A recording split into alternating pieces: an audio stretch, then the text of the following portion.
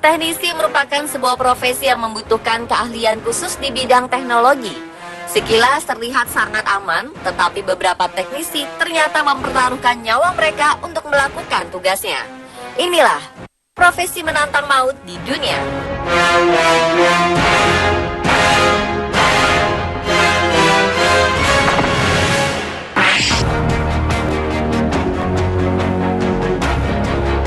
Tidak hanya harus mengerti listrik, teknisi sutet ini harus memiliki beberapa keahlian khusus agar bisa dengan lancar melakukan pekerjaannya.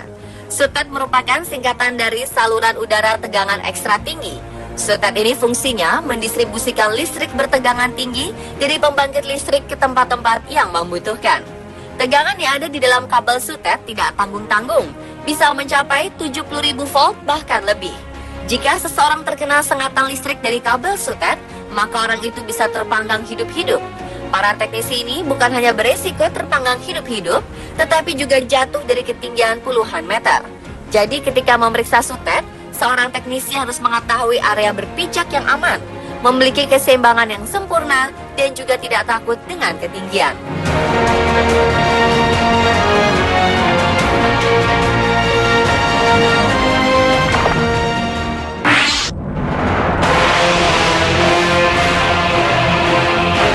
Profesi yang menantang maut selanjutnya adalah teknisi menara pemancar. Profesi ini dianggap lebih mengerikan dibandingkan pembersih jendela gedung pencakar langit.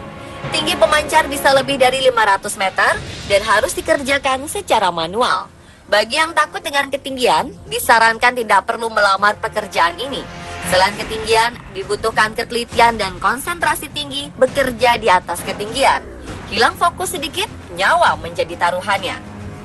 Tidak sedikit teknisi menara pemancar yang mengalami kecelakaan yang mengakibatkan kematian atau cacat permanen. Kecelakaan tersebut bisa berasal dari kelalaian para teknisi, bisa juga karena alam, seperti disambar petir.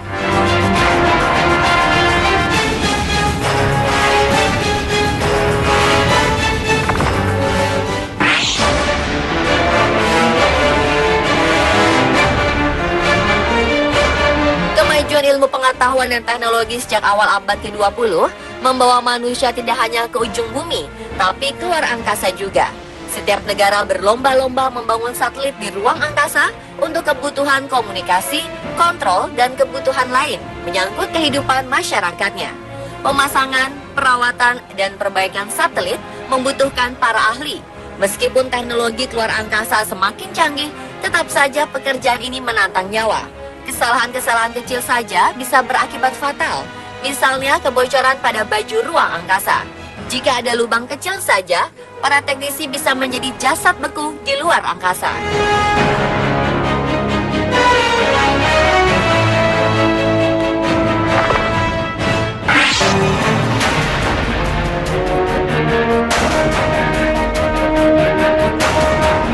Robot diciptakan manusia untuk membantu pekerjaan sehingga menjadi lebih mudah.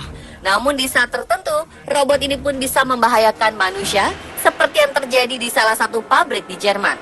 Salah satu media lokal di sana memberitakan bahwa seorang teknisi robot mengalami kecelakaan ketika sedang memperbaiki robot tersebut. Sang robot memukul korban di bagian dada dan menghimpitnya ke sebuah plat besi. Korban sempat dilarikan ke rumah sakit, namun nyawanya tidak dapat diselamatkan. Karena kecelakaan ini, robot-robot tersebut dipisahkan oleh jeruji besi dari pekerja manusia. Tujuannya agar kejadian serupa tidak terulang kembali.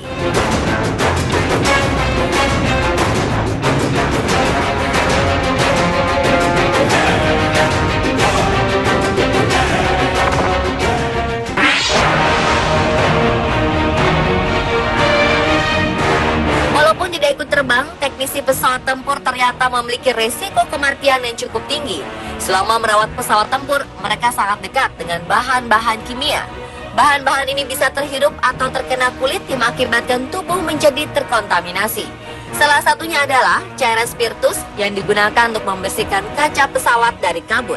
Cairan ini mengandung metanol yang bisa membahayakan tubuh jika terhirup.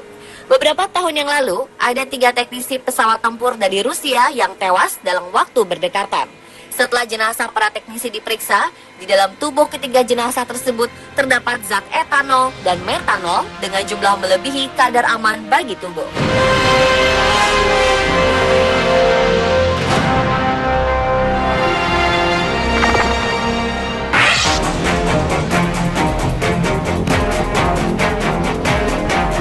Pembangkit listrik tenaga nuklir memang sebuah prestasi yang membanggakan jika memilikinya. Di Jepang, PLTN Fukushima sempat menjadi salah satu prestasi yang dieluk-elukan. Namun ternyata itu tidak bisa bertahan lama. Dari sebuah program yang menjadi harapan berubah menjadi bencana. PLTN Fukushima dinyatakan berbahaya karena radiasi nuklirnya dapat merusak kesehatan.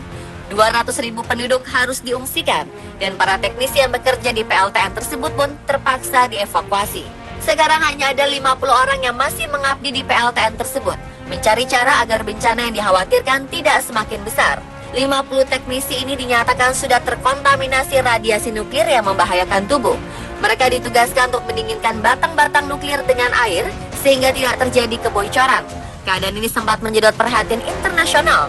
Banyak yang memprotes pemerintah Jepang karena telah membiarkan 50 orang tersebut, namun pemerintah tetap mendukung mereka. Pemirsa, itulah beberapa profesi teknisi yang membahayakan nyawa pada saat melakukan tugasnya. Tidak hanya membutuhkan kepintaran, tetapi mereka juga harus memiliki nyali yang kuat karena nyawa menjadi taruhannya.